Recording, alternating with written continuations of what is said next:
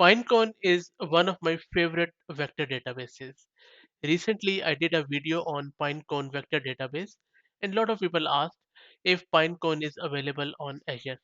The good news is that it is, as you can now have Microsoft Azure regions in Pinecone.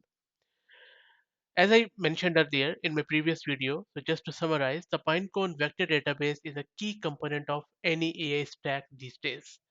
It lets you solve one of the biggest challenges in deploying Gen AI solutions, which is hallucinations.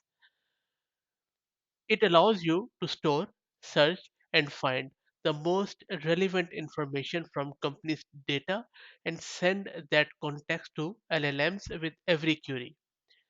Users with search and Gen AI solutions already on Azure or who are leveraging Azure's OpenAI service can now easily add Pinecone to their AI stack.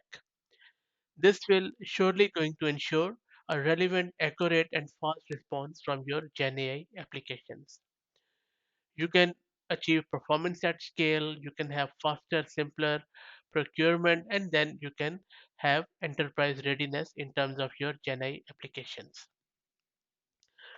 Now, I hope that you find it useful.